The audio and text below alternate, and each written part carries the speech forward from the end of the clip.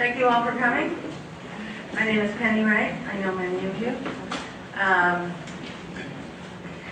We're delighted to have a local, really local guest tonight for our Armchair Traveler evening. I want to mention a couple of quick things before I introduce Alexandra and tell you that our next Armchair Traveler is not until September, but it should be very interesting. It's about Antarctica. We hope it's still there then. No.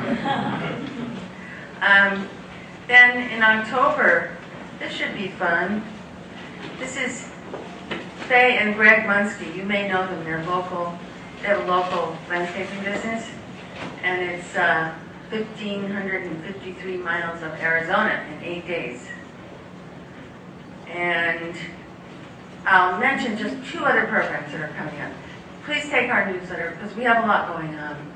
But a couple of things that a lot of people don't know about is that we have a talk next week, May 24th. Is that next week? Or no? Oh my gosh. No, couldn't be. Couldn't be. No. Oh no, this is Tim. Okay, sorry. Tim Bishop is coming this Wednesday. Some of you don't know, apparently, but now you do. And another talk that I think is really important for this community, and I'm told that it's a very important issue in this community, and it's opioid use, which is an epidemic in this community. Amongst us. We hope not you, James, but no, I'm kidding. But anyway, no, I mean, it's a really huge problem. And we only have, 3 or 4 people signed up. And I think people should come, regardless of whether we even know people who are using opioids, because we may not know it, but in our community there are people who have an opioid problem, and you want to learn about it here, the Rogers Memorial Library. I've known Alexandra Talty since she was a tiny tot, and I can remember her in the old Rogers Memorial Library. Remember that? Yeah. Crawling around and walking around as a little tiny kid. And so she's been in this community her whole life with several forays elsewhere, and tonight she'll tell you about one of them. So Alexandra went through all the local schools. She then attended NYU, where she studied Middle Eastern studies, appropriately enough. And then she lived in New York for a couple of years doing public relations work. And then in 2013, she moved to Beirut, where she spent a couple of years. She has been back in Southampton since 2015. She is still a contributor to Forbes magazine. She writes about travel and other things for them. And she has a byline and writes for the Southampton Press. And you see her writing about agriculture and land use for the local Southampton Press. So it's a pleasure to have her. She is also our youngest presenter. And please welcome Alexandra Talty.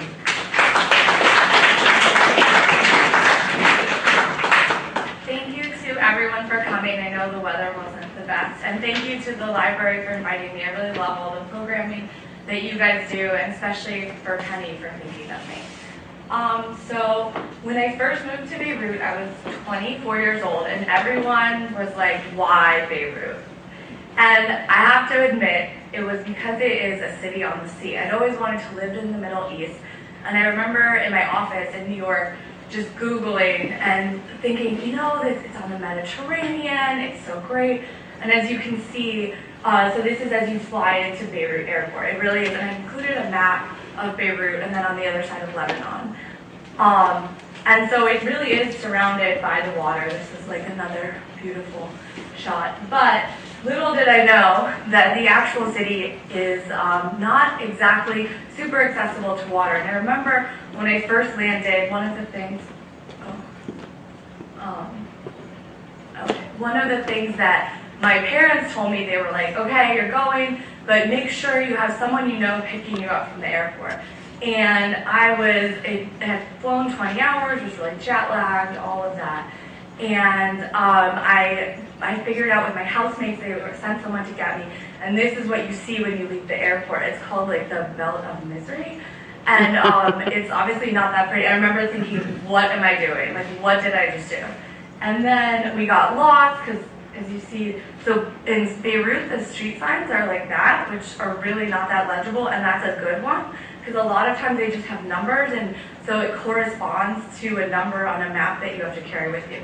So we spent like an hour and a half circling this little hill.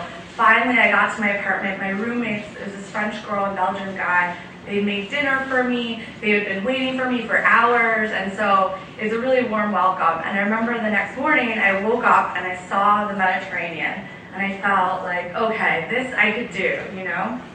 And this is actually, I moved to another apartment after, but if you squint, you can see the snow on the mountain, and that's one of Lebanon's claims to fame. You can ski, and then the same day you can go swimming in the Mediterranean. So that is, and that's actually my French roommate.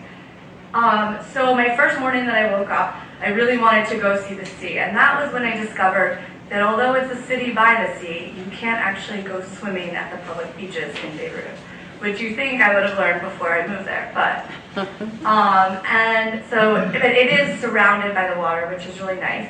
And it turned out, I found this one public beach that you could go to through the university there, and it's just a lot of like men sunbathe there, and it's kind of a funny place. And then a lot of times, and this is one thing that is very particular to Beirut, and I think the Middle East in general, so there's a lot of differences between public and private space. And so while I couldn't go to a beach where men would be able to go inside the city, I could go to a fancy bathing place like this, and just, you know, you'd see people there in thongs or all kinds of gear, and it was totally fine, but you'd have to pay to go. So that's a lot of how you kind of navigate the Middle East, is that you're always thinking of being respectful to people there. So it's not that I wasn't allowed to go swimming, it was just that it would have been disrespectful in that situation.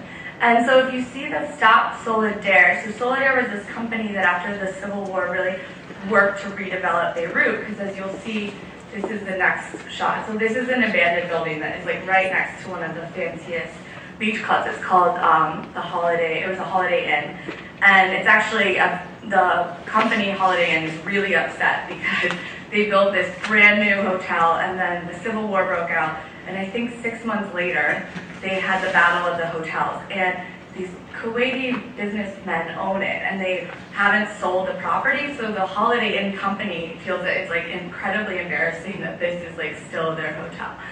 And so that's one of the things about Beirut. You definitely still see a lot of the kind of artifacts of the war, but then there's also just so many layers of history that is something that I've always been really drawn to. That is a beach that's 20 minutes outside of Beirut that I ended up really liking. And so speaking of kind of the layers of history, this is one of the more touristic sites of Beirut. It's called Armchair, or Pigeon Rocks. And it's really beautiful, but it's also, so it was created in 5051 when an earthquake destroyed the city of Beirut. And it was, to me, it's always kind of ironic that it's the most touristic symbol of Beirut, because it is also kind of a monument of its demise. Because for the next 1,000 years, Beirut was really not that important.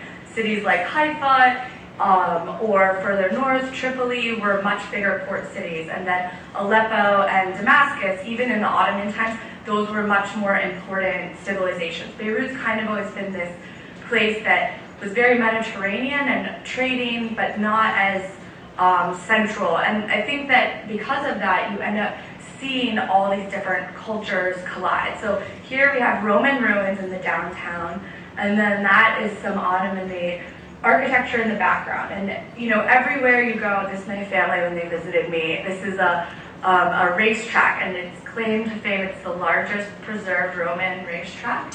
Although I will say it was not that well preserved. It's very large though, very large. And so there's all these, there's Crusader history, Phoenician history. This is Byblos, which is a little bit north of Beirut, and here's actually, it's one of the oldest continuously inhabited cities in the world. It was since 5000 BC, and it was first settled in 8000 BC, and it's where the Phoenicians lived, who invented the alphabet.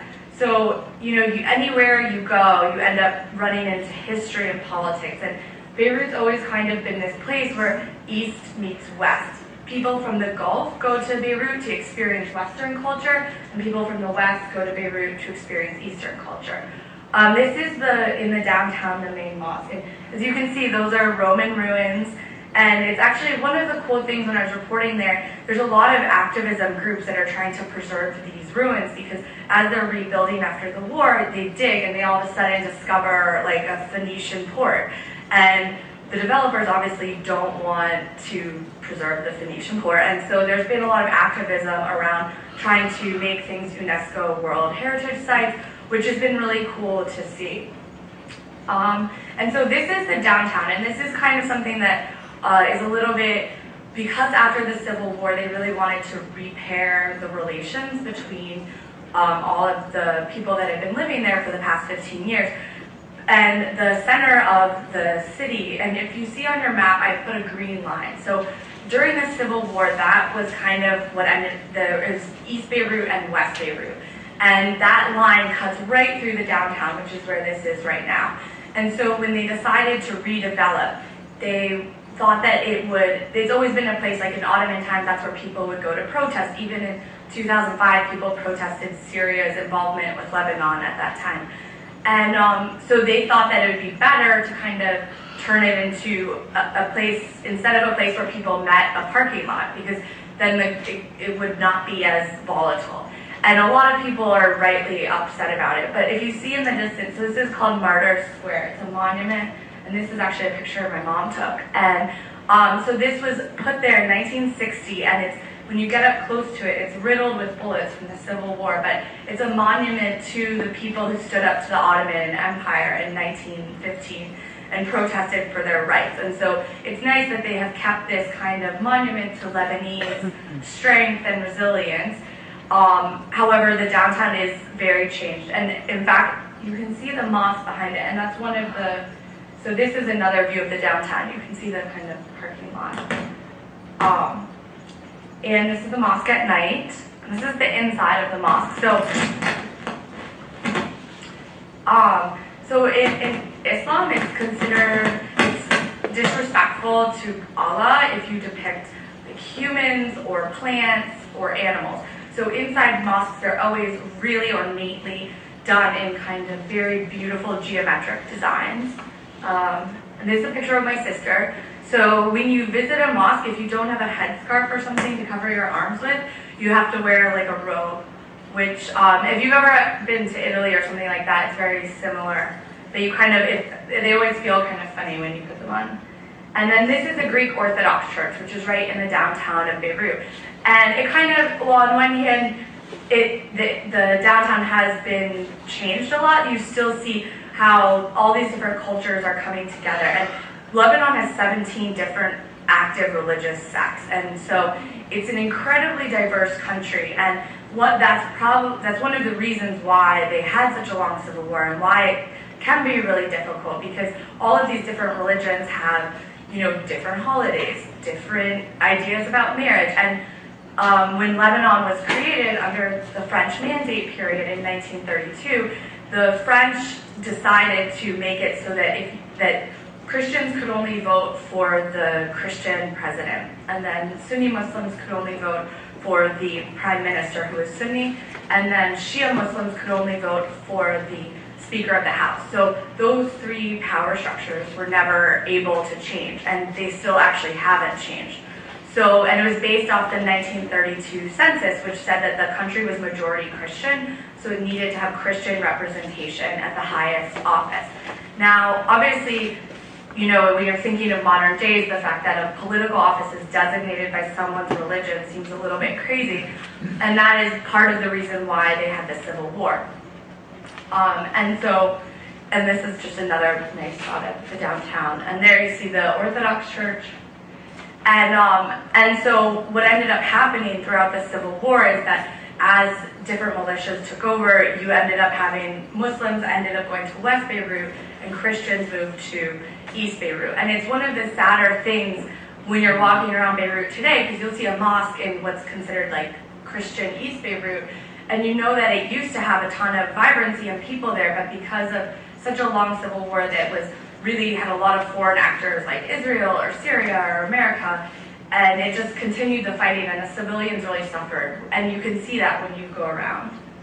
So this is the mosque again, and this is where I worked, and because I don't want it all to be about religion. And so this is the downtown, and one of the cool things that I think is really interesting about Beirut right now is there's a real optimism with the young people about where the country is heading. And I worked in the Beirut Technology District. I was launching the website as the editor-in-chief, and it was amazing. It was a total startup community, and I would be interviewing someone and they'd be in the office above, and it was just really great to see people investing in Beirut and then also believing in the future of the country.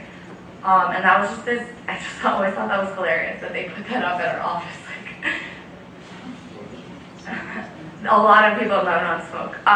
But so this is a really great juice place across the street, and I would go there every day. And as you can see, their fresh juices are a really big deal. This is pomegranate juice, which you drink during like Ramadan or in the spring. And I would always end up making crazy combinations, and they always thought I was like a wacky American for putting like pineapple and mango together. But and these are roasted nuts. So one of the best things about Lebanon is the food and the freshness of the food. These are some akadine or kumquats from the grocery store, and passion fruit. And because it's a mountainous country, you really have a ton of changing seasons and vegetables. And this is one of my favorite local vegetable markets. It doesn't look really fancy, but those lettuces were in the field that morning, and they would have dirt on them. And you kind of have to elbow people out of the way when the parsley came in or the mint. And there's just a ton of crop diversity. There's really tiny eggplants. These are some zucchinis, oranges. Now this is a market, if you look on the map, the neighborhood furthest to the right, next to the Beirut River, it's called Borj Hamoud. And after the Armenian genocide in 1915, Armenians were resettled there by the Ottoman government. And it's really fascinating because in Lebanon, the average Lebanese person speaks Arabic, French, and English if they've gone to high school. And then Armenians, if they've gone to high school, speak Armenian, French, Arabic, and English, which always really blew my mind when you'd hear them talking to their family members, because you'd be like, what was that? So this is the Armenian neighborhood. These are grape leaves, if you've ever eaten like dolmans. So, yeah. And it just was it was incredible to me how much that culture was preserved despite people emigrating there 100 years prior. Because it really felt different than the rest of Beirut. Here's another market scene. This is a park near my old office, and they'd always take wedding photos and like photos of babies in baskets there. I would be like, wait, what are you? This is a building I just really liked. I'd walk home from work and see it. And then, so Beirut, one of the things I really also love about it is you stumble upon a beautiful street or a beautiful little courtyard. And these are just some of like the architectural things I like. And it very much feels like a hidden city that you have to explore. This is one of the old synagogues. And then this is in the center of Beirut, the clock tower that was refurbished after the war. But and this is me with my friends at an Armenian restaurant. So, in my neighborhood, we had an Armenian restaurant, and then you had a Mexican place and a pizza place. It's just a very cosmopolitan. That's my mom with some French pastries. And they take their food very seriously, and you always, certain things have to be eaten in the morning, certain things in the afternoon, but they also have a very open food culture, and a lot of the restaurants that you eat out at, like this was this amazing French Vietnamese restaurant, and in that sense, the city is very at the high end. This is my sister drinking a juice in the Armenian neighborhood. And then this is all over Beirut, they have like these little fast snack shops, and you can always tell which ones are really good by which one has the longest taxi line of taxi drivers, because they'll like always make a stop there. And this one at Barbar is like very famous and delicious. And so one of the really cool restaurants there, it kind of started this slow food movement in Beirut. It's called Souk al-Tayyib, and they had started as a farmer's market, and then it became this restaurant where they would invite a chef from different parts of the country to come in and cook. And so it would always be, a kind of traditional woman who would cook only in that type of cuisine. So you go for the Palestinian day, or you go for the Baalbek day. And it was just it was a really nice celebration of food culture, and it was started by a war journalist, and you see a lot of people who experience the Civil War who now want to do positive things. So whether it's with food or with making a lending library or doing technology, it's really nice to see people caring about their community in that way. This is so people decorate their cars there very extensively, as you can see. And sometimes they would have eyeballs on them. Okay. Or just all kinds of crazy designs, and then the buses people paint with their names, and this is just some beautiful flowers near my house. And so this is, and it's nice because the architecture can be very varied all over, and some Art Deco, and then this is just a very classic, I think, Beiruti apartment. And so yeah, these are just some buildings that I really love. And I feel like as you walk around the city, you really kind of find these places that speak to you. And that was something I loved, that you're always constantly exploring and seeing new things. These were these amazing stairs where they hosted every spring a documentary film festival. And so everyone would be invited to come out, and they were kind of a center of the community that I lived in. They also, in the fall, would do a puppet show there for the children, and you would go up the stairs and kind of wander into someone's house, and they would have food. So there's not a lot of public space in Beirut, so the ones that are there, people really use a lot, which is nice. And obviously, as you've been seeing, you do see a lot of remnants of the Civil War, and that part can be sad. And part of it is actually, so in Lebanese law, if multiple people own something together, they all must be present at the sale. So a lot of families left during the Civil War, and then if their grandparent died or something and the children inherited the house, they all have to come back to Beirut to sell it. And so what ends up happening is that, a cousin will be in Canada and they don't want to go back. And so you see a lot of really beautiful structures or great real estate just kind of fall apart, which can be sad. This is a building, it was an old sniper house. It's very famous. It's on that green line that I showed you, or that's on the map, and it's being turned into a museum for the war, which a lot of people now feel like is a time of healing, and there is a lot of interest in preserving things to make sure that people don't forget. And so the green line is called that because for 15 years it was untouched. It just grew green, it physically looked green with grass, even though it was down the center of the city. And so it's kind of, on one hand, you feel that people want to forget these things, but then it's also, they all know the importance of remembering so that it doesn't happen again. And this was in my neighborhood, Talty. And and there's electrical lines everywhere, which is something. And a lot of stray cats, they really love cats there, so people will just feed them, and it's considered a very nice thing to do. These are some of the kumquats growing. A lot of people will have courtyards, and you'll look in and it'll be, their whole family will be congregating there and having barbecues, which is something that I always like, that makes it kind of feel, it's a city of 1 to 2 million people, so it feels a lot smaller than that when you see that. And this was right behind my house. It was an abandoned beer factory, and if you see, it's a little dark in this one, but so that's this calligraphy installation. And one of the things I really kind of discovered that I loved a lot while I was there was the graffiti culture, because it's legal in Beirut. So, and it's very much thought of as something that the walls belong to the city. And a lot of graffiti artists that I've interviewed about it have told me this is because during the Civil War, the militias would mark their territory, with spray cans or, just marking it. And so what's great about it is you really see, so that's the Lebanese flag on the right, but people have a dialogue with their graffiti, and any space that has had graffiti on will always change, and you get to see it's kind of this living art. I always like that little ghost. And like this was from 3 years ago, and that changed in like 5 months.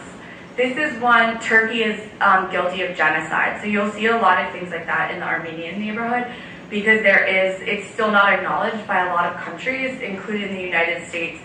And every year on April 24th, they actually have a march throughout East Beirut with all of the Armenians in remembrance, which is always something that's really beautiful to see.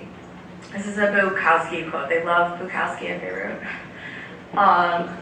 And then there's some mural. And what's nice is some of it can be like public art installations, or sometimes it can be, this was an ad campaign for a movie, so really everyone gets in. Or like if you have a restaurant, you'll have a graffiti ad campaign.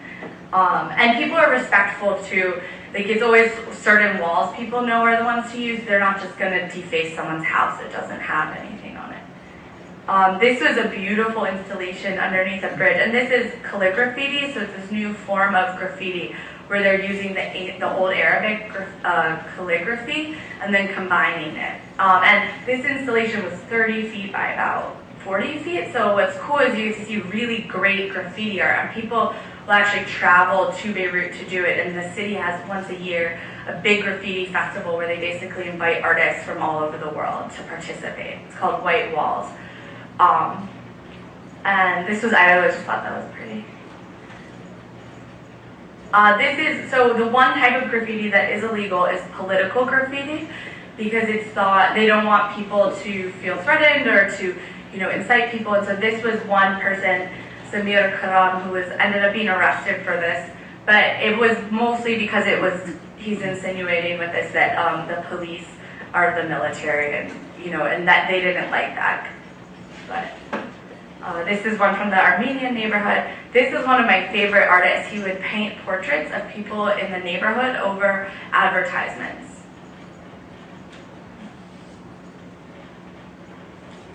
And I just thought that was funny.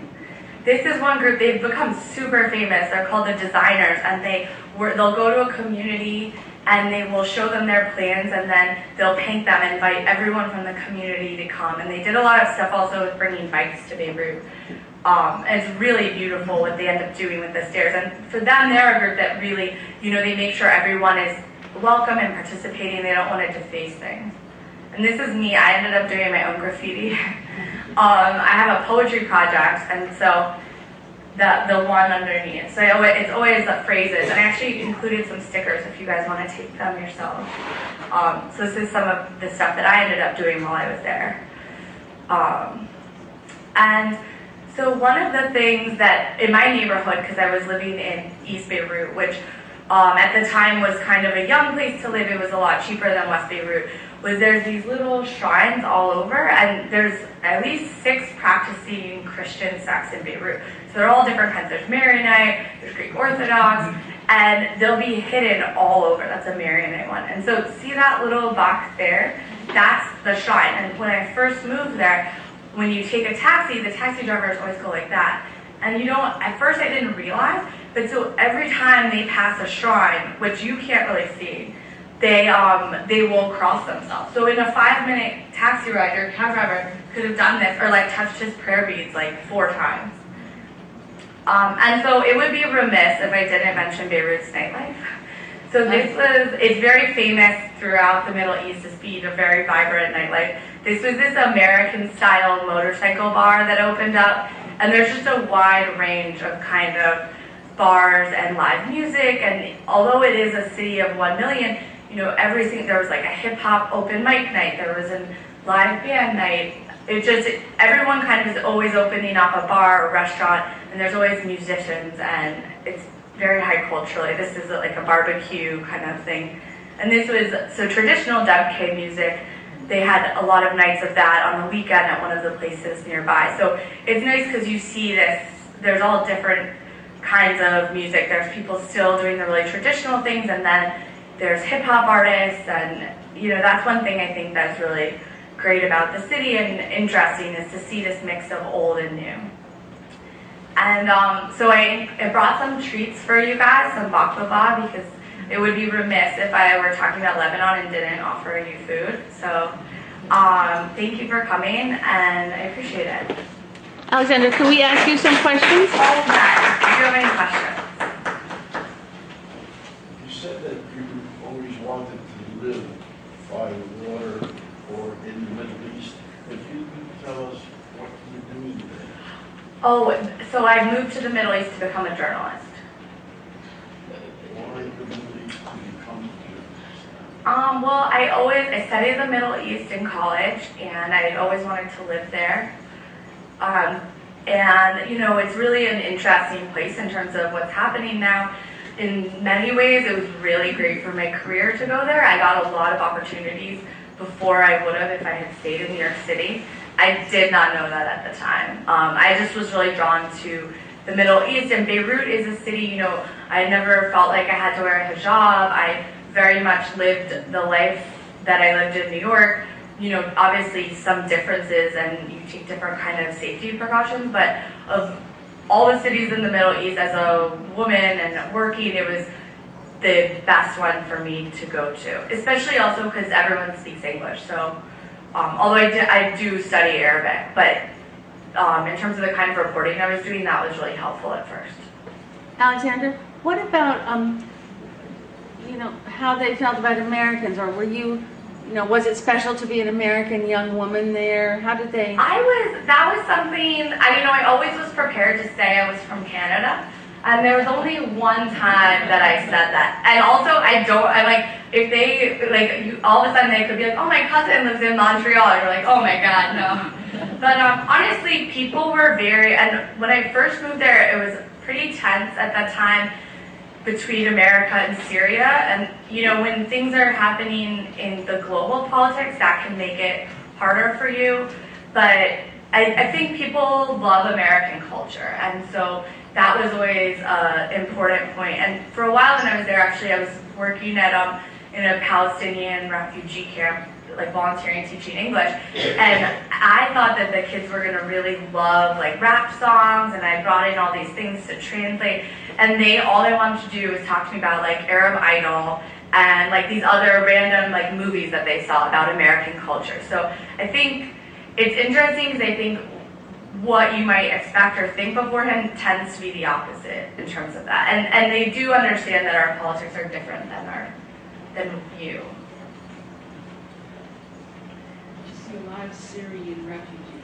Yes. So, and that's a complicated issue just because in Lebanon, a lot of this Lebanon and Syria historically were not that separate. If you look on your map, they're very, very close. And also, so there's Mount Lebanon that is kind of between them, and then a valley between Damascus and Beirut. But they're like 40 kilometers apart. They're really not that, maybe 60. But they're really not that far apart. And during the Lebanese Civil War, Lebanese people could always go to Syria to escape the war. And for a very long time, until the past 2 years, Syrians could live in Lebanon and didn't want to be considered refugees because the border between those two countries, they share a lot of common history in terms of how they were governed during Ottoman times and even before then. So but now the country, so Lebanon is technically 4 million people. They have 1.5 million Syrians in the country.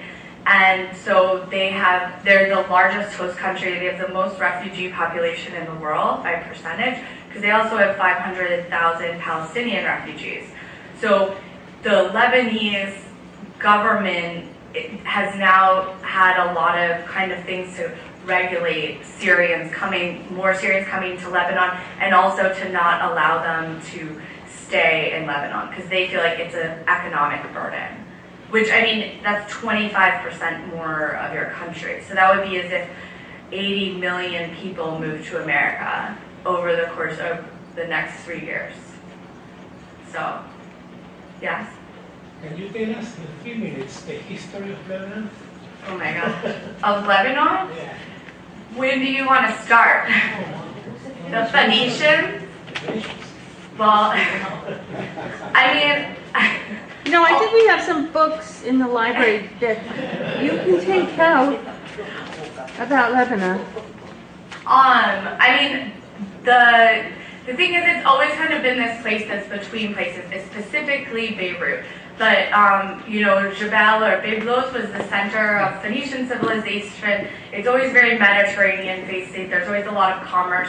There's a whole, there's a really big part of the Roman Empire until the 500s.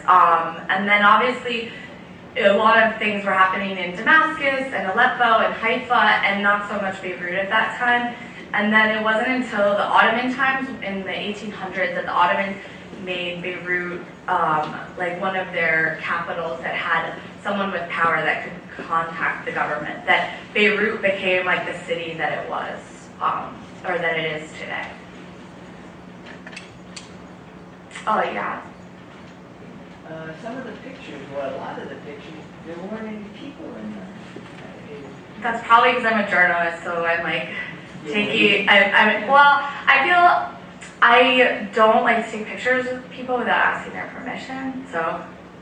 So you waited to. Yeah, I do that when I'm taking. At least if it's for something like this. If it were for, even then I think it's a little problematic. So. Yeah. There are people walking around in the streets.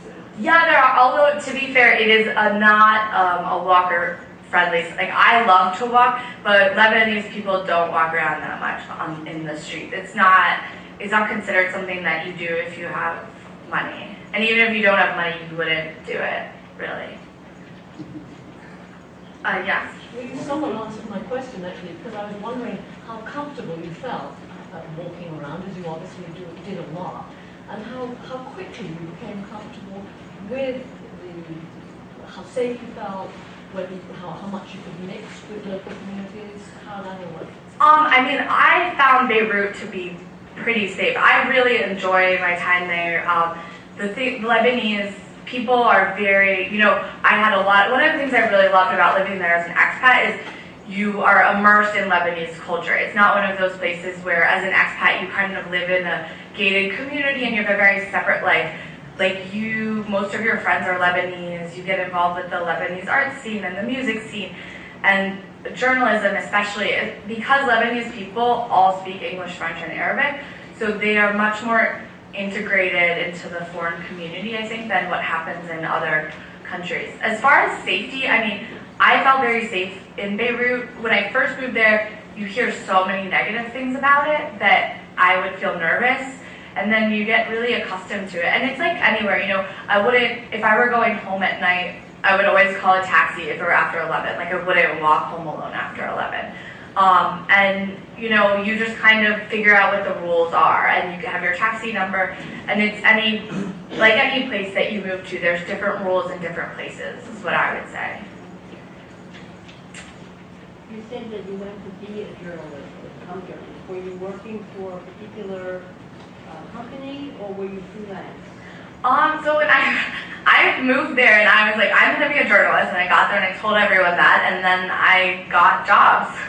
And it was really lucky, and I worked for Forbes for a few years prior, and someone that I put on TV a lot, we had a great relationship, she told me, my last day at my goodbye party, she was like, oh, if you want, you can write postcards from Beirut when you get there, and I'll edit you, and I'll kind of show you the ranks, and I thought, this is a great opportunity, she trusts me, she'll help me, and it ended up, 6 months after that, I got hired by Forbes to write about travel for them, and so that was a really great mentorship thing, and then I also was copy editing for a textbook for a business magazine there, and then I pitched them this article about the technology, the state of the telecommunications industry in Lebanon, and I had to interview Hezbollah, and it was my first paid article, and it was really intense, but after that I was able to then get more work and kind of work from there. What did you write about, when I think Beirut, I don't think of Beirut as a place I would go to visit because I want to see, have good food or stuff like that. I do politics.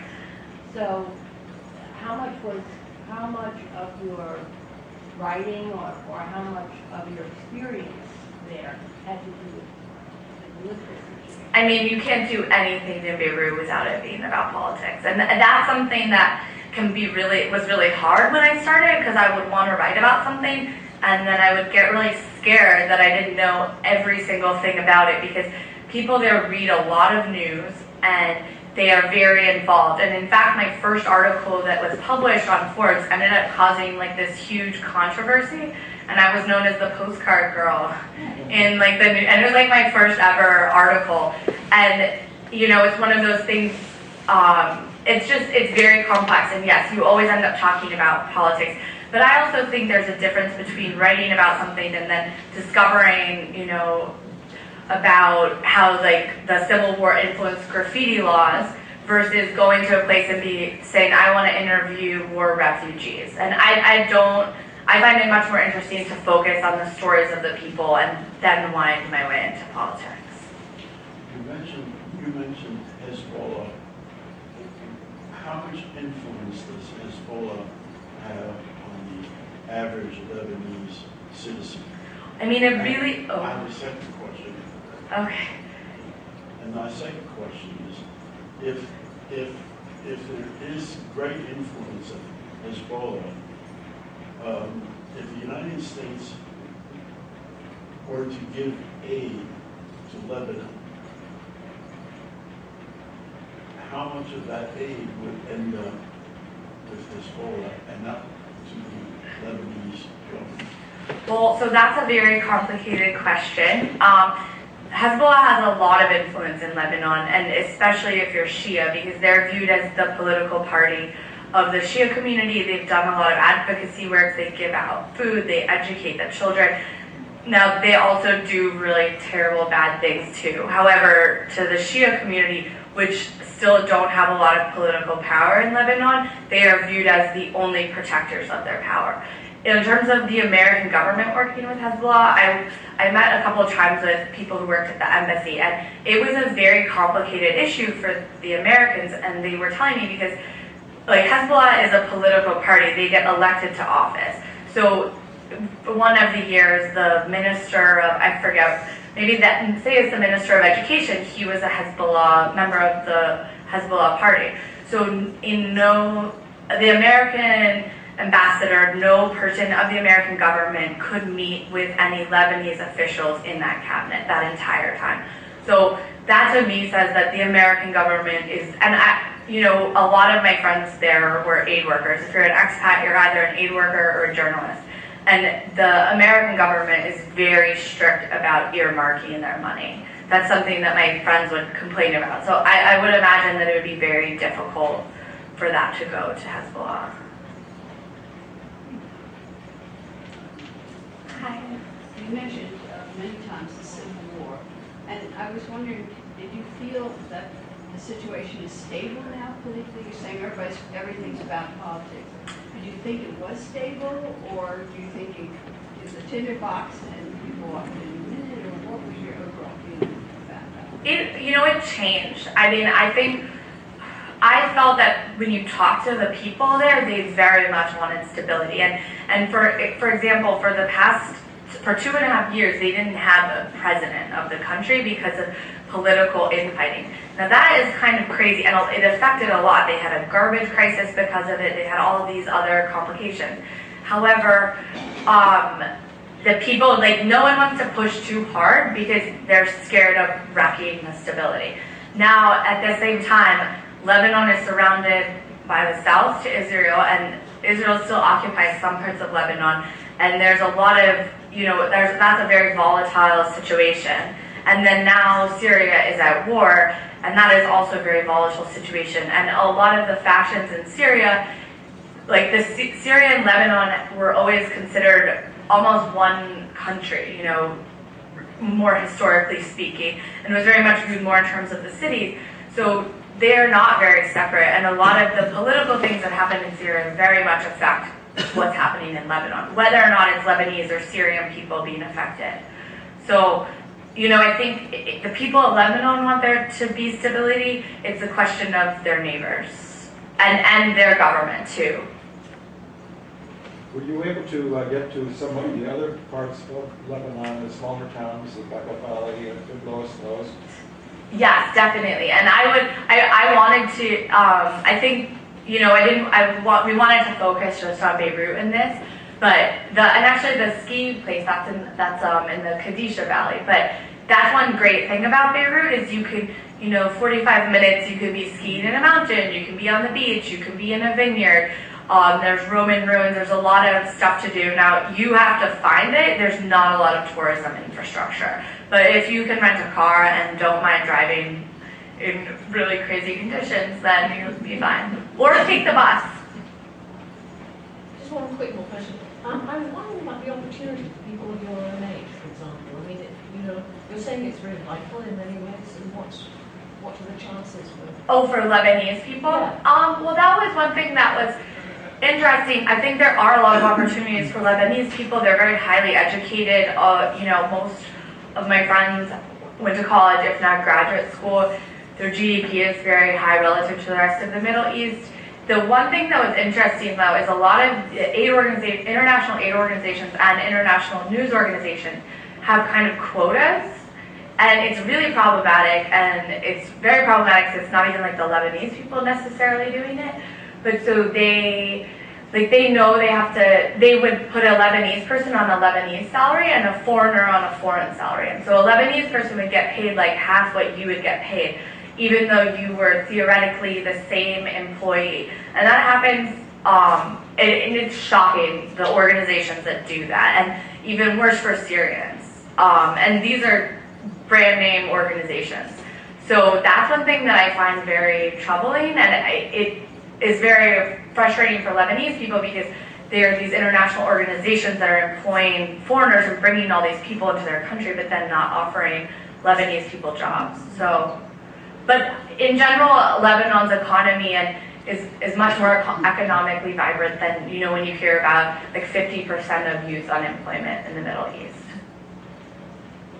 Any travel tips? I would definitely say go if you're thinking about it.